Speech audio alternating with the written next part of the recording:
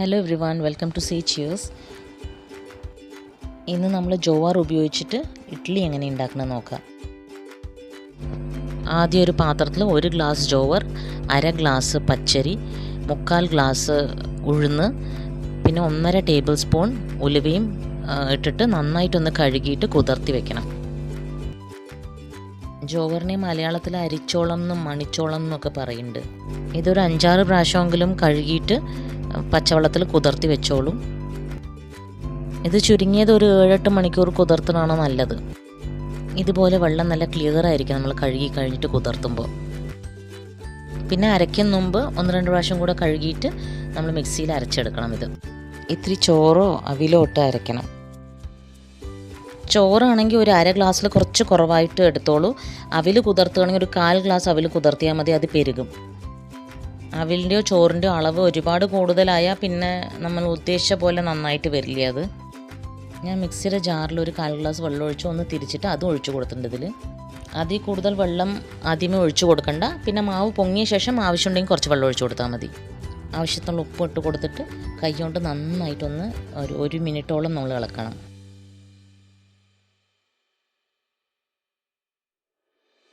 എന്നിട്ട് അടച്ച് വെച്ചിട്ട് ഒരു 8 മണിക്കൂർ അതിനെ മാറ്റി വെക്കണം. അപ്പോഴേ അത് പൊങ്ങുള്ളൂ. എൻ്റെ ഈ പാത്രത്തിൽ സൈഡിലൊരു ഗ്യാപ്പ് ഉള്ളത് കൊണ്ട് ഞാനൊന്ന് കവർ ചെയ്ത് വെക്കുകയാണ്. ഇങ്ങനെ 8 മണിക്കൂർ കഴിഞ്ഞ് നോക്കുമ്പോൾ മാവൊന്ന് പൊങ്ങിയിട്ടുണ്ടാകും.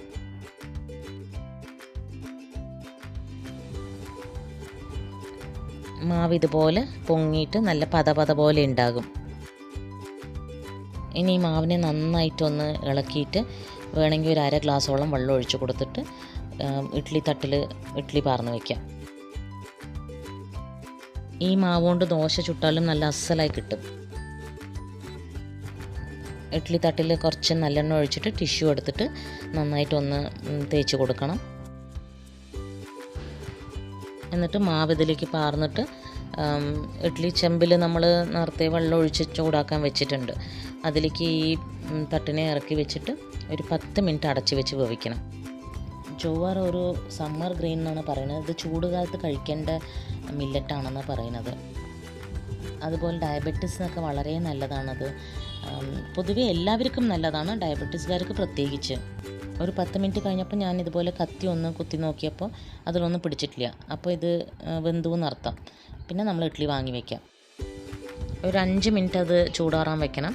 ഒരുപാട് ചൂടാറണ്ട, ഒരു ഇളം ചൂടുള്ളപ്പോൾ തന്നെ തട്ടിന് ഇതുപോലെ ഇഡ്ഡലി അടത്തിയെടുക്കുക. നമ്മൾ സാധാരണ ഉണ്ടാക്കുന്ന ഇഡ്ഡലിയും ദോശയെക്കാട്ടിലും എളുപ്പത്തിൽ ഉണ്ടാക്കാനും പറ്റും. ഒരുപാട് ന്യൂട്രീഷണൽ വാല്യൂ ഉള്ള സംഭവമാണ് ഈ ജോവർ എന്നൊക്കെ പറയുന്നത്. എല്ലാ മില്ലറ്റ്സും അങ്ങനെ തന്നെയാണ്. നല്ല സോഫ്റ്റായിട്ടുള്ള ഇഡ്ഡലി കിട്ടും, അതുപോലെ നല്ല ക്രിസ്പി ദോശയും കിട്ടും. അപ്പോൾ എല്ലാവരും ഇത് ഉണ്ടാക്കി നോക്കൂ. ഇനി വേറൊരു വീഡിയോയിൽ കാണുന്നവരെ താങ്ക് യു, ബൈ.